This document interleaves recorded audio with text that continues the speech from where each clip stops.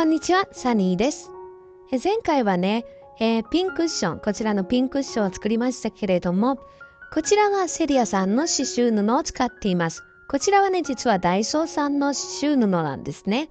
2つを比べて、差し比べて、どんな感じか、生地の特徴とかね、そういうものをレポートしたいと思います。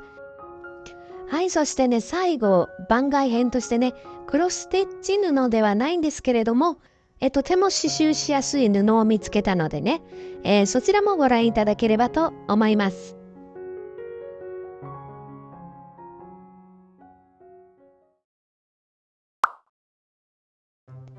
はい、まずはセリアさんのクロスステッチ用刺繍布ですね。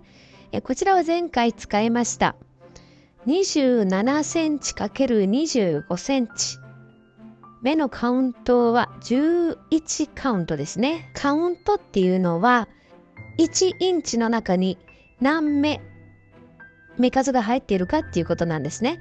だから1インチの中に11目入った布のことを11カウントと言います。色のラインナップは白ときなりと紺色、他にもあるかもしれませんけれども、私が行ったお店には、白、きなり、紺色の3色揃えてありました。こちらのセリアさんの布はとても柔らかいんですね。小物などを作るときにとても適していると思います。はい、次にダイソーさんの刺繍布ですね。サイズは28センチ ×30 センチ。セリアさんのと比べると少し大きいですね。5センチぐらい大きいかな。はい、こちらも11カウントですね。色はですね、私が行ったお店にはこのきなり1色しかなかったんですけれども、ダイソーネットを調べてみたら、白ときなりの2色ありました。布の硬さですけれども、こちらはね、硬いです。結構強めにね、糊がついています。はい、セリアさんの布とダイソーさんの布の違いはやっぱり硬さですね。布の硬さです。セリアさんのはね、柔らかくて、ある程度コシもあるので、刺繍枠なしでね、やってもいいんですけれども、私は刺繍枠をつけて刺繍しました。はい、こちらはね、ダイソーさんの刺繍布ですけど、すごくパリッとしていて、とても刺しやすかったです。なんか画用紙に刺してる感覚かな。ただね、小物を作るときには、この表面についた糊を洗い流してから作った方がいいですね。私はね、刺繍した後に洗ったんですけれども、ぬるま湯でね、優しくこう振り洗いしてね、糊を落として、アイロンがけをしました。結構ね、糊が強いのでね、アイロンかけるときも気をつけた方がいいです。くっついちゃうのでね、アイロンに。はい、ではね、同じ図版を刺してみましたので、こちらのね、大きさ、同じ11カウントですけれども、ちょっと大きさを測ってみたいと思います。こちらの四角い模様4つ分ですね。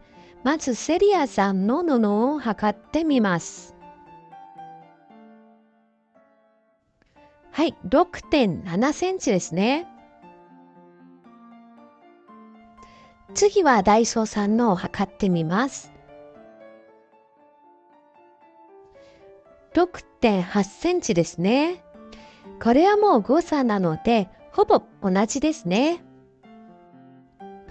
はい、これまでお話ししたことをね、ちょっと表にしてみましたけれども、いかがだったでしょうか。布選びの参考になれば嬉しいです。はい、こちらはね、パンチニードル用の布なんですけれども、私はセリアさんで購入しました。サイズは24センチ ×24 センチです。